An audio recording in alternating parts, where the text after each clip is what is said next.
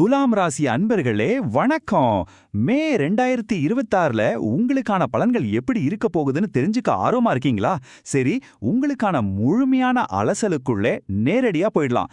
இந்த மாசம் உங்களுக்கு என்னென்ன காத்திருக்கு, எந்தெந்த விஷயங்கள்ல நீங்க கவனமா இருக்கணும்னு மூல தரவுகள்ல இருந்து நம்ம தெளிவா பார்க்க போறோம்.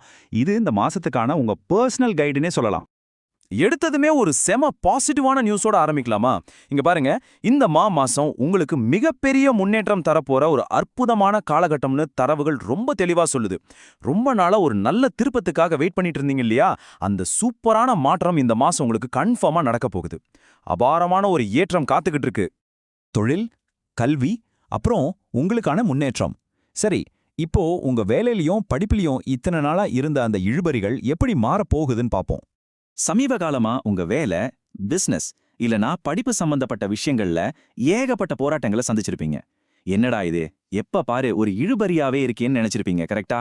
ஆனா இப்போ அந்த சிக்கல்கள் எல்லாம் முழுசா மாறி உங்களுக்கு சாதகமான முடிவுகள் வரப்போகுது. அதிலும் குறிப்பா எங்கேயோ தூரத்துல இருந்து ஒரு சூப்பரான நல்ல செய்தி உங்களை தேடி வரும்னு சொல்லப்பட்டிருக்கு. கேட்டவுடனே மனசுக்கு எவ்வளவு நிம்மதியா இருக்குல்ல?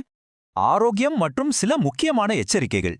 என்னதான் நிலைமை ரொம்ப சாதகமா இருந்தாலும் நாம கொஞ்சம் நிதானமா சில எச்சரிக்கைகளை கவனிச்சாகணும். இதுல நீங்க ரொம்ப ரொம்ப கவனமா இருக்க வேண்டிய விஷயம் என்னன்னா, இந்த தலைவலி, கழுத்து வலி, அப்புறம் நரம்பு சம்பந்தப்பட்ட வலிகள் வந்தா அசால்ட்டா விட்டுறாதீங்க. டாக்டர் கொடுத்த மாத்திரைகளை கரெக்டான நேரத்துல எடுத்துக்கிறது உங்களுக்கு ரொம்பவே நல்லது.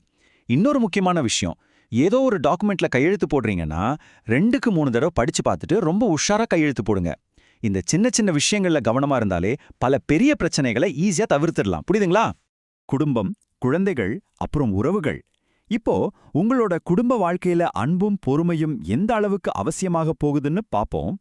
சும்மா ஏதாவது ஒரு சின்ன குறைய கண்டுபிடிச்சிட்டு நீங்களாவே உங்க பார்ட்னர் கிட்ட போய் வம்பிழுக்கிறத கண்டிப்பா தவிர்க்கணும். ஏதாவது ஒரு கோபத்துல அவங்க 2 வார்த்தை சொல்லிட்டா கூட அதே பிடிச்சு தொங்கிட்டு நீங்களா காது மூக்கு வச்ச பெருசுபடுத்தக்கூடாது. அதனால அவங்க வருத்தப்படுவாங்க.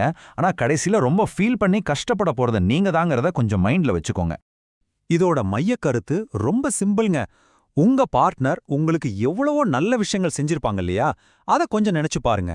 உங்க மேலயும் உங்க குடும்பத்து மேலயும் அவங்க அளவே இல்லாத அளவுக்கு அன்பை வச்சிருக்காங்க. அந்த அன்பை எந்த காரணத்தை கொண்டும் உதாசீனப்படுத்தவோ கொச்சப்படுத்தவோ கூடாது. இந்த நேரத்துல சண்டை போடுறதை விட கொஞ்சம் அமைதியா பொறுமையா இருக்கிறது தான் உங்களுக்கான மிகப்பெரிய பலம். நிம்மதிக்கான ஆன்மீக பரிகாரங்கள். இந்த பாசிட்டிவான எனர்ஜியை அப்படியே மெயின்டைன் பண்ணவும் உங்க மன அமைதியை பாதுகாக்கவும் என்னென்ன வழிகள் இருக்குன்னு இப்ப பார்க்கலாம். உங்களுக்கு பெரிய நன்மைகள் கிடைக்கிறதுக்கு சில ஸ்பெசிஃபிக்கான வழிகள் சொல்லப்பட்டிருக்கு. நரசிம்மரையும் கணபதியையும் மனசார வழிபடுறது ரொம்ப ரொம்ப விசேஷம். காரிய சித்தி மாலையை தொடர்ந்து சொல்லிட்டே வாங்க, அது உங்களுக்கு மிகப்பெரிய நன்மைகளை தேடித்தரும். அதோட நரசிம்மர் கவசமும் ஹனுமன் சாலிசாவும் அடிக்கடி கேளுங்க. இது உங்களுக்கு அவ்வளோ பெரிய மன நிம்மதியையும் ஒரு ஆறுதலையும் கொடுக்கும்னு திட்டவட்டமா சொல்லப்பட்டிருக்கு. இந்த குறிப்பிட்ட ஆன்மீக பயிற்சிகளும் வழிபாட்டு முறைகளும் சரியா அடுத்த 45 நாட்களுக்கு உங்களுக்கு முழுமையான மன அமைதியை கொடுக்கணுங்கிற ஒரு நோக்கத்துக்காகவே அமைக்கப்பட்டிருக்கு. நிச்சயமா சொல்லலாம், இந்த 45 நாட்கள் உங்க வாழ்க்கையில ஒரு முக்கியமான திருப்பு முனையா அமைய போகுது. நாம இந்த அலசலோட முடிவுக்கு வந்துட்டோம். கிளம்புறதுக்கு முன்னாடி உங்ககிட்ட இந்த ஒரு கேள்வியை நான் முன்வைக்கிறேன். அடுத்த 45 நாட்கள்ல உங்களுக்கு கிடைக்க போற இந்த அபாரமான முன்னேற்றத்தையும் குடும்பத்தாரோட அந்த அளவற்ற அன்பையும் நீங்க எப்படி சரியா பயன்படுத்திக்க போறீங்க? சின்ன சின்ன சண்டைகளை விட்டுட்டு ஹெல்த் மேல அக்கறை காட்டி இந்த அதிர்ஷ்டமான காலகட்டத்தை உங்க வாழ்க்கைய அடுத்த கட்டத்துக்கு கொண்டு போக எப்படி மாத்த போறீங்க? இத பத்தி கொஞ்சம் சீரியஸா யோசிங்க. மீண்டும் இன்னொரு சூப்பரான அலசலோட உங்களை சந்திக்கிறேன்.